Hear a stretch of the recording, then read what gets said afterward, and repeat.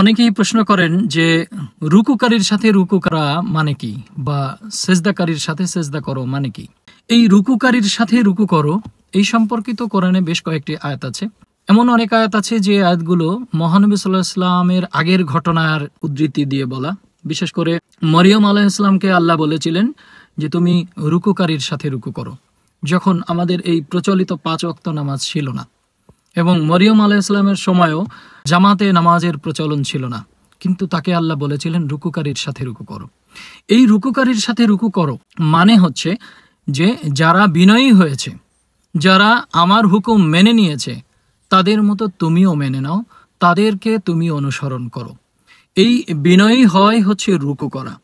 একইভাবে সেজদাকারীর সাথে সেজদা করো মানে হচ্ছে যারা আমার হুকুম মেনে নিয়েছে, আমার প্রতি বিনয়ী হয়েছে, আমার আদেশের প্রতি আত্মসমর্পণ করেছে, তাদের সাথেও তোমরাও আত্মসমর্পণ করো।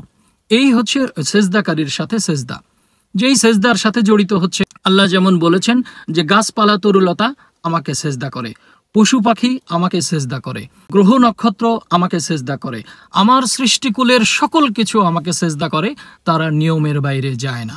এই নিয়মের বাইরে না যাওয়াটাই হচ্ছে সেজদা, অর্থাৎ আপন ইচ্ছাকে বিসর্জন দেওয়ার নামই হচ্ছে সেজদা।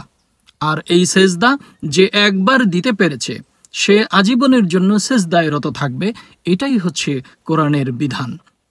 সেজদা কখনো গুনে গুনে দেবার বিষয় নয়, সেজদা কখনো উক্ত হিসাব করে দেবার বিষয় নয়, সেজদা কখনো আনুষ্ঠানিকভাবে দেহের বিষয় নয়। সেজদা হচ্ছে অন্তরের, অর্থাৎ আমার অন্তরকে পরিশুদ্ধ করার জন্য আল্লাহ বলেছেন যে যে নিজেকে পরিশুদ্ধ করতে পেরেছে সেই জান্নাতি, সেই সফলকাম, সেই উত্তীর্ণ।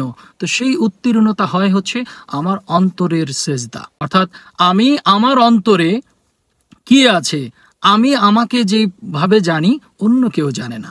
আমি হয়তো অন্যের সাথে খুব সুন্দর ব্যবহার করছি, সুন্দর কথা বলছি, সুন্দর আচরণ করছি, কিন্তু আমার অন্তরে আছে দোষ, অন্তরে আছে বিষ।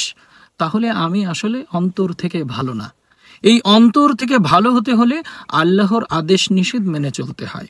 আর আল্লাহর আদেশ নিষেধ কি সেটাও খুব স্পষ্ট। আল্লাহ বিভিন্ন আয়াতে আল্লাহ সৎকর্মের নির্দেশ দিয়েছেন যে তোমরা মিথ্যা কথা বলো না, তোমরা চুরি করো না, তোমরা ওজনে কম দিও না, তোমরা ভেজাল মিশায়ও না, তোমরা অন্যের সম্পত্তি আত্মসাৎ করো না, তোমরা এতিমের হক নষ্ট করো না, তোমরা অন্যকে গালি দিও না, অন্যের সাথে তুচ্ছতাচ্ছিল্য করো না, তারপরে হচ্ছে তোমরা সত্য সাক্ষী দাও, তোমরা সত্যের সাথে মিথ্যা মিশিও না, তোমরা জেনে শুনে সত্যকে গোপন করো না, তোমরা বাপদাদার ধর্ম অনুসরণ করো না, তোমরা একমাত্র আমার কাছে আত্মসমর্পণ করো, আমার নীতি অনুসরণ করো। এই বিষয়গুলো মেনে চলার নাম হচ্ছে সৎকর্ম। আর এই সৎকর্মগুলো যারা মেনে চলে তারাই হচ্ছে আল্লাহর হুকুম মেনে চলে।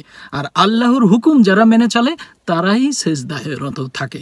যেমনটা গাছপালা তরুলতা পশু পাখি জীবজন্তু সকল কিছু নিয়মের বাইরে যায় না, সকল সময় তারা নিয়মের মধ্যে থাকে। এ কারণেই তারা সকল সময় সেজদায় রত থাকে। তো আমরাও যদি সকল সময় সেজদায় রত থাকতে চাই তাহলে সকল সময় সৎকর্ম মেনে চলব। এটাই হচ্ছে রুকুকারীর সাথে রুকু, এটাই হচ্ছে সেজদাকারীর সাথে সেজদা।